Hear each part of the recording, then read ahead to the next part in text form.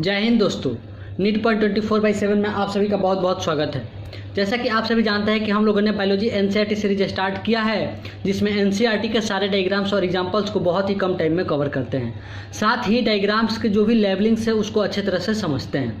तो दोस्तों आज जो चैप्टर स्टार्ट करना है वो है, आज हम पढ़ेंगे बायोमोलिक्यूल के बारे में।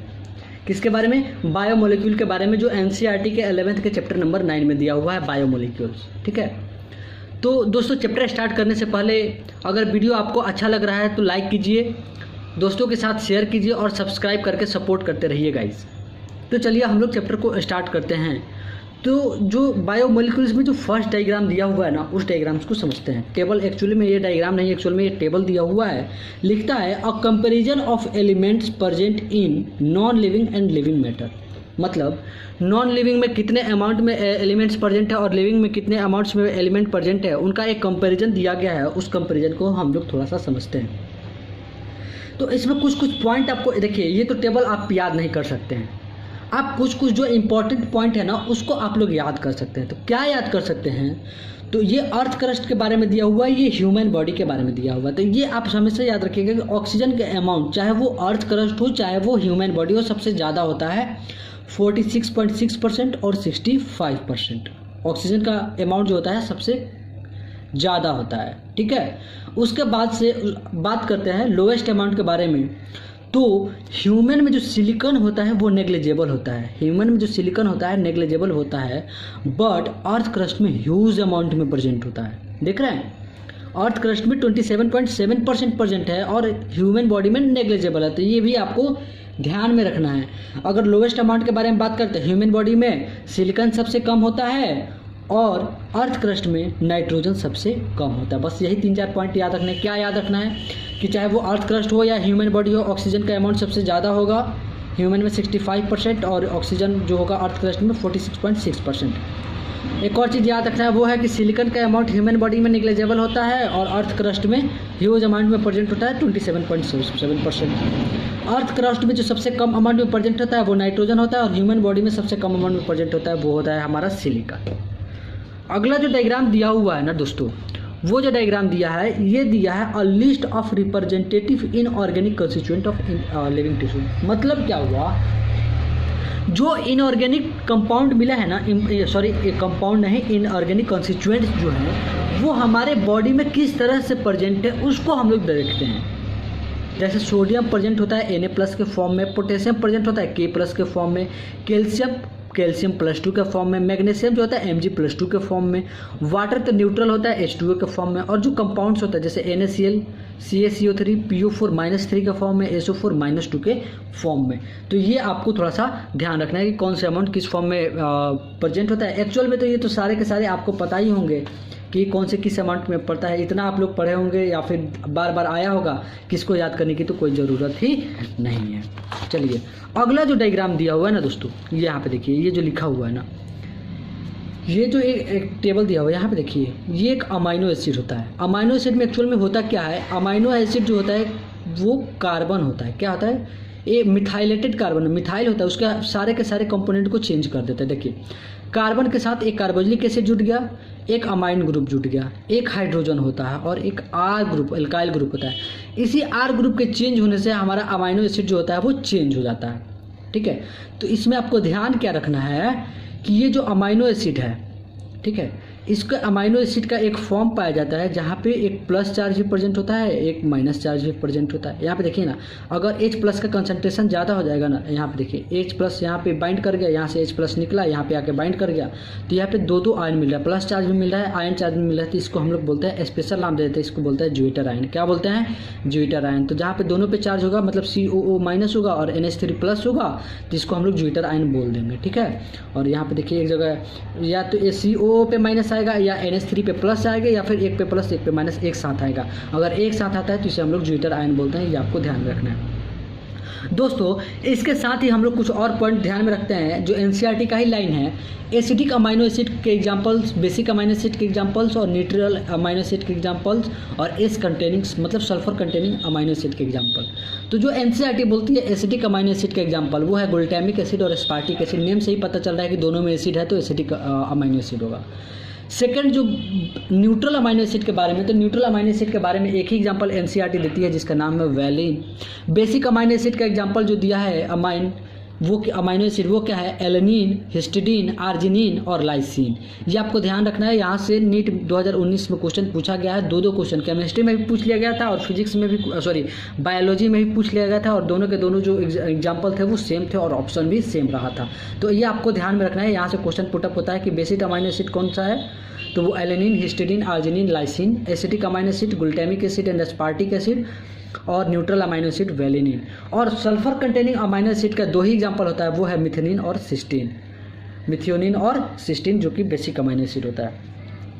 नेक्स्ट जो डायग्राम दिया हुआ है ना, बहुत ही, ये पूरा एक चैप्टर तो सिर्फ डायग्राम से ही भरे हुए है।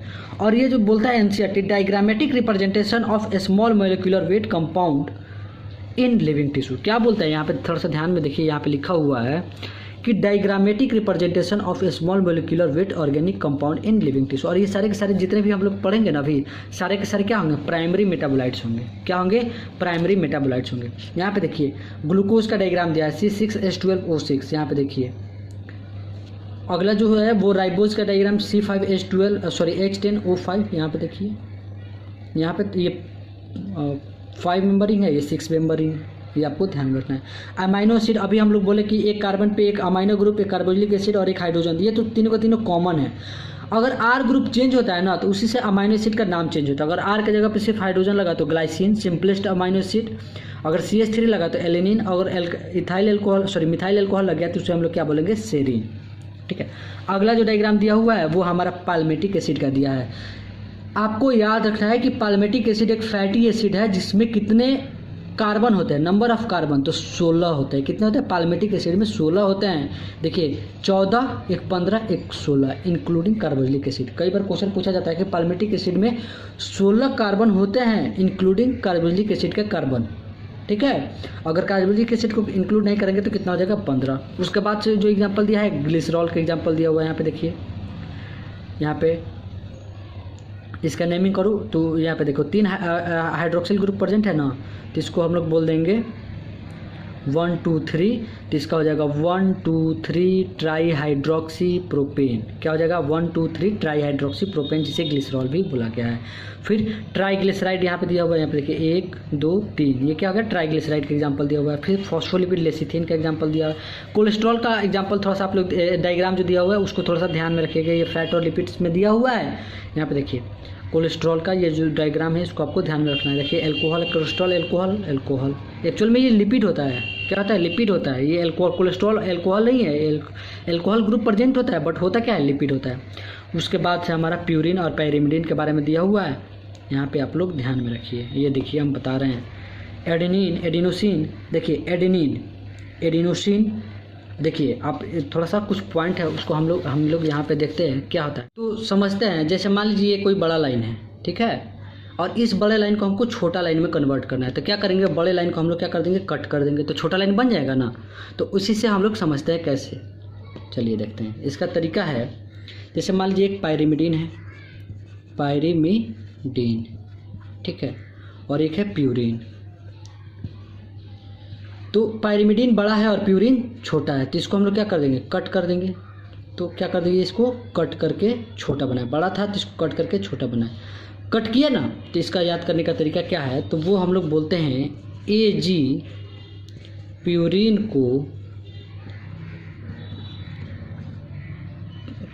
को कट करके पायरिमिडीन बनाए, मतलब प्यूरिन का एग्जाम्पल क्या हो जाएगा, AG मतलब एडेनिन और गुआनिन, और पायरिमिडीन बड़ा है, पायरिमिडीन क्या है, बड़ा है, तो इसको हम लोग को क्या करना पड़ेगा, कट करना पड़ेगा ना। तो पायरिमिडीन बड़ा है, इसको हमको कट करना पड़ेगा, तो क्या हो जाएगा, पायरिमिडीन कट करेंगे तो साइटोसिन, यूरासिल और थाइमिन। इससे आप लोग याद कर सकते हैं, पायरिमिडीन को कट करो तो कट करने का एग्जाम्पल साइटोसिन, यूरासिल और थाइमिन। AG प्यूरिन को कट करके pyrimidine बनाइए, तो AG प्यूरिन के साथ एडेनिन और गुआनिन हो जाएगा। आई होप आपको समझ में आया होगा और ट्रिक अच्छा लगा होगा। चलिए दोस्तों, आगे हम लोग एक और चीज़ समझते हैं, वो क्या है कि कोई नाइट्रोजनस बेस है। क्या है, कोई नाइट्रोजनस बेस है। नाइट्रोजनस बेस, अगर इसके साथ शुगर मिल गया, नाइट्रोजनस बेस के साथ शुगर मिल गया तो इसको बोलते हैं न्यूक्लियोसाइड। क्या बोलते हैं? न्यूक्लियोसाइड। ठीक है।